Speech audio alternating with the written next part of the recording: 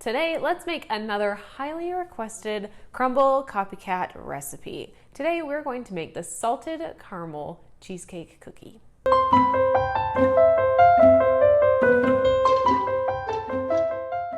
What is up, you guys? It is Karli here, and you're officially cooking with Karli. Like I said, we're making another Copycat Crumbl cookie recipe today.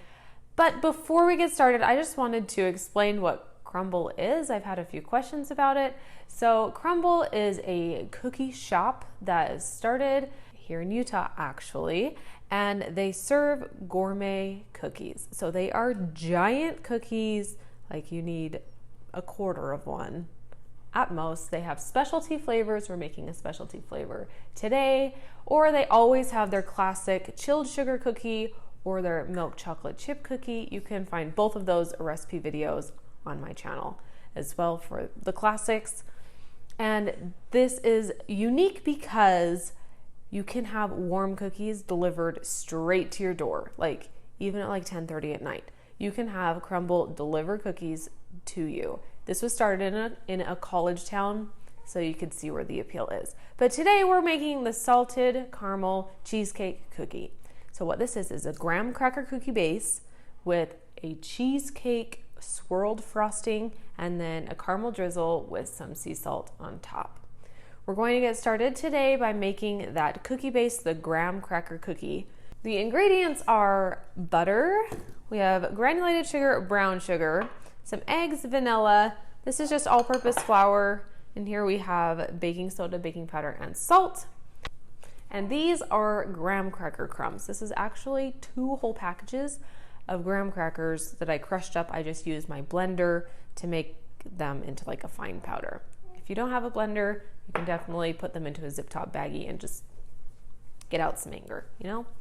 So we are going to start making this cookie by creaming together our butter and sugars first thing. All of the specific ingredient amounts for this recipe, as well as all of my other recipe videos, can be found on my website, cookingwithkarli.com, and I'll put a link in the description below to this particular recipe, so you can just click over there, and down at the bottom, there's a printable recipe card, so you can just print it out. I'll just make it easy for you, so you can make these too. So the butter is in our mixer here, maybe, and the sugars are going to go in. Granulated sugar and brown sugar. And we're just going to cream this until it is nice and smooth and fluffy and light in color.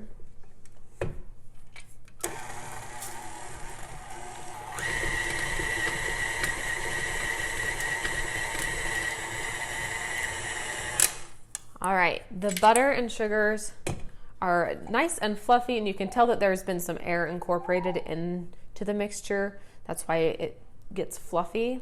It's exactly what we want. So next, our liquids are going to go in, 2 eggs and some vanilla.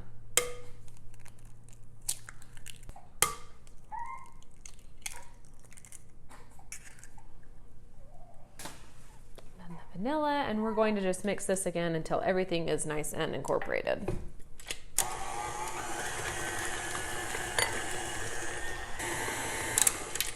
All right.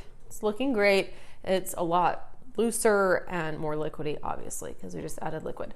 But now we're going to add in our dry ingredients, and these are all just going to go in. We're going to mix it together until everything is nice and combined, and this dough is going to be pretty dry from these graham cracker crumbs initially, but once you bake them, they will be nice and soft and moist. So all-purpose flour,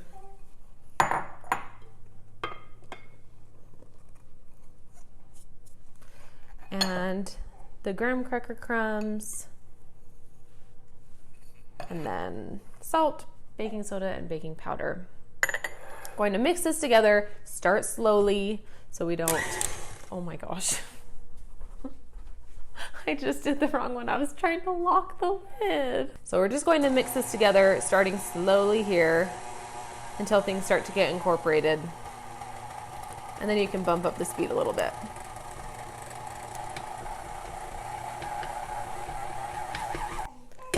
So this is exactly what we want our dough to look like. It's pretty dry, but we can definitely form it into a ball and press it together like so. So what we're going to do now is scoop them into balls and then roll them so that we can bake them. This recipe makes 12 giant cookies. Okay, 12 giant cookies that have 1/2 cup of dough in each cookie. I know that is a lot, but when you serve these, you're going to cut them into like at least fourths, if not more. I'm gonna go grab my 1/2 cup scoop. So I'm just like literally using my 1/2 cup measuring cup to gather up my dough here, just pressing it in, 1/2 cup. You're going to want to put 6 cookies onto each tray. You don't want more than 6 cookies, or else they will smush into each other. That's not what we want, is it? While I'm scooping and rolling these out, do me a favor and hit the like button, subscribe to my YouTube channel with that notification bell, and let me know if there's a Crumbl cookie recipe that you want me to try and replicate down below in the comments. I'm constantly challenging myself to create replicas. It's really fun to me to try and figure out the flavors and stuff. So let me know which one do you want me to try out next. I'm just pressing them into a ball and then flattening them slightly. So it kind of looks like a hockey puck. The cookies are ready to go into the oven. I'm going to pop these in and then roll and press these other ones and get them in the oven also. We're going to bake this at 350 degrees for about 12 to 15 minutes. The cookies will spread a little bit and they're not going to be glossy anymore and look wet in the center of the cookie. And that's when you'll know it's time to pull them out, when they've spread a little bit and they don't look glossy anymore. And then when we pull them out, we're going to let them sit on the hot pan for about 10 to 15 minutes. They will continue to bake a little bit on that hot pan, so don't immediately just move them to a cooling rack. So let's put these in the oven. The cookies just came out of the oven. I'm gonna go bring them over here so we can take a peek at them. And while they're cooling, we're going to make this cheesecake frosting. So here they are, fresh out of the oven. You can see that they've flattened and spread just a smidge, but not too much. We're just going to let them cool here. These cookies are served warm, so as soon as you pull them out of the oven, it is a perfect time to make the frosting. So then by the time we're done making the frosting, they're just warm enough. They're perfect to frost and then top with the caramel drizzle and then eat.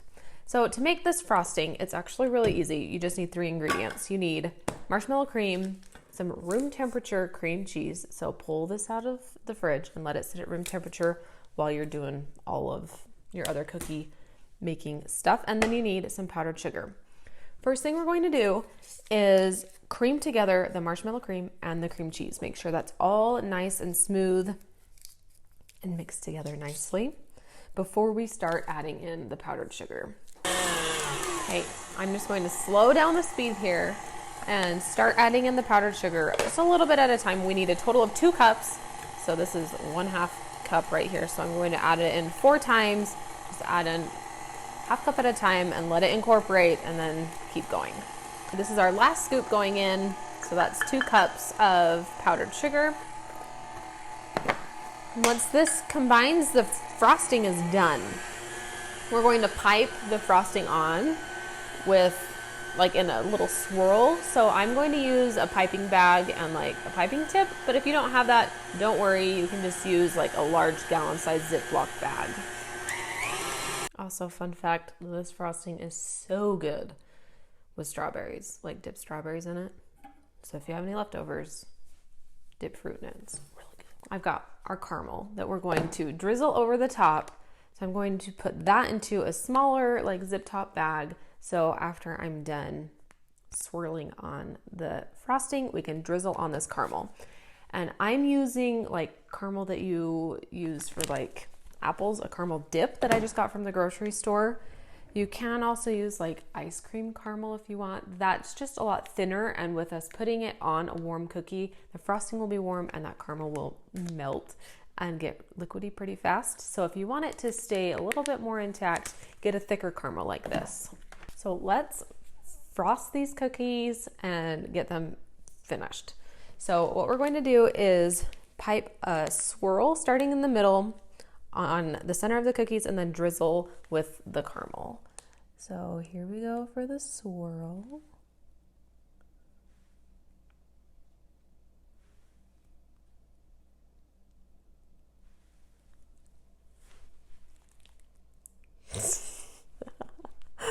Oh, I'm so excited for this. Okay, and then let's drizzle with the caramel here.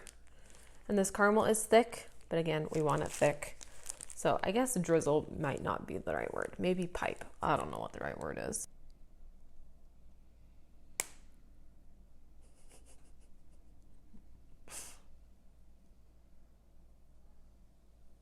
Then I just have coarse sea salt here.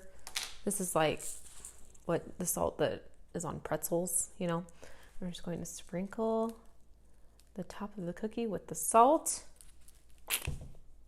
And that is how you make the salted caramel cheesecake cookie that you can get every once in a while at Crumbl. So if you had one at Crumbl and you're wanting to recreate it yourself, this is how you do it. And they are so good.